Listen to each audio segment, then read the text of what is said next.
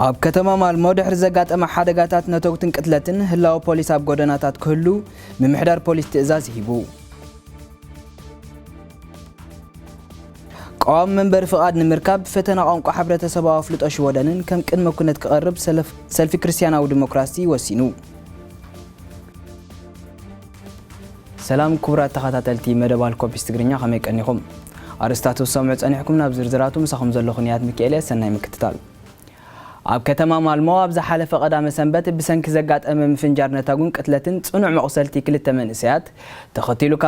ካብቲ ማል መዓልቲ ጀሚሩ ዝጸንሕ ድሕነትን ውሕስነትን ህዝቢ ከተማ ንምርግጋጽ ኣብ ጎደናታት ከተማ ማልመ ህላውን ሓለዋን ፖሊስ ክህሉ ምሕዳር ፖሊስ ዞባ ኮነ ኣዚዙሎ ብመሰረት ጸብጻብ ፖሊስን ማዕከናት ዜናን ድሕርቲ ኣብዚ ቀዳመ ሰንበት ኣብ ጥቃ ሓደ መንበር ኣባይቲ ኣብ መኪና ብዝተጻወደ ነታውቲ ምፍንጃሩ ተኸቲሉ ኣብ ልዕሊ ኣብ ሓደ ቤት መግቢ ኮፍ ኢሎም ዝምገቡ ዝነበሩ ክልተ ደቂ 15 ዓመት ዝዕድሚኦም መንእሰያት ካብ ደገ ብዝተተኮሰ ተኸታታሊ ኣድራጋ ተኽሲ እቲ ሓደ ህይወቱ ከም ዝሓለፈን እቲ ሓደ ከዓ ብጽኑዕ ከም ዝቆሰለን ፖሊስ ከተማ ማልሞ ሓቢሩ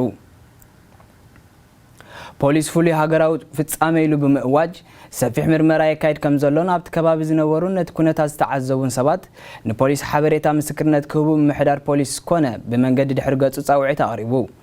መንግስቲ እውን ንሓይሊ ፖሊስ ማልመ ዝሐይልዎ ተወሳኺ ስጉምታት ክወስድ ከም ዝኣዘዘ ተፈሊጡ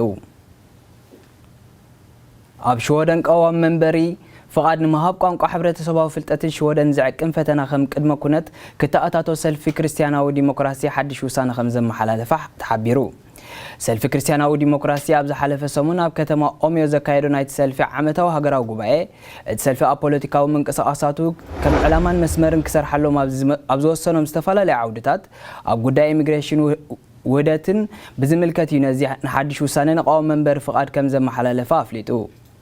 بزيكازيت سلفي أبز تفعله عودات نزلوا مركب مسل ترجمتون بأمة جدب كجبرلو بموسان سجاب بهاجر درجة حقو خينهم كسرح لهم زي جمر نتوف بوليتيكا وعيو عبايته شوارع نخسرحو اتجوا بعين فتس عم سرحة السلفي مزنت كم ذهبوا كم مجلة السلفي استرخ بحبريتها خفلت تخيلوا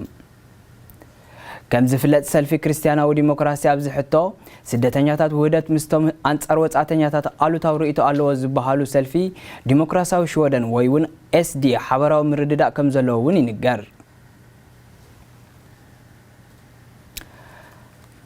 سمزي بوليس شودن دنماركن بزغبروا حبراو سريحت بهاغراو غبنا زترطر شدشه تدليت سبات اب كتما يلاندس دنمارك كمون اب كتما يتوبر شودن اب تمساسال غزي اب تحت قصصر كم زوعلو بوليس دنمارك معكنا زينا ابزلا اخو غازيطاو مغلص افليطو بمسرت حبريتا زوم بازي عتب هاغراو ونجز زدلي سبات اب تحت قصصر نموعل حبراو بوليساو سراح كلتين هاغرات نوح نزبل غزي كايد مصنحن زحبرت مغلصي سلامنتاين بيناي ونجل كم استطرطرو غن كغلص اوانو ايكونن تباحيلو ا بوليس دنمارك حلافي مرمر فليات غدايات زخونه برين فوس اولسون بمعكنا زينا نزقربلو حتو عينتن غبنا ملكيتو تأفافنتتي استطرطرو الوانجل يخون من النتتم سبات مغلاص كم زي كال حبيرو تمالا اماسيو افصم عصو زخونه مسرح موصات ازاز معسرتي كم استغبرن بين عينت وانجل كم استطرطرون غن استغلص ነገር كم زي له تفليطو ኣብ ብዙሕ ቦታታት ሽወደን ብሰንኪ ምጅማር በረድን ቀዝሕን ዘበገሶ ኩነታት ኣየር ኣብ መንገድታት ብዝተፈጥረ ምሽርታታት ብዙሓት መካይን ኣብ ግጭት ብምእታውን ጉድኣት ሰብን ንብረትን የጋጥም ከም ዘሎ ዜና ውጽብጻብ ተሓቢሩ እቲ ዜና ኣመልኪትዎ ከም ዘሎ ኣብ ዝሓለፈ ቀዳመ ሰንበት ጥራይ ብሰንኪ ቀዝሒ ዝተፈጥረ ሓደጋታት መርኣያ ምጅማር ወቕቲ በረድ ከም ዝኾነ ክኢላታት ሜትሮሎጂ ይዛረቡ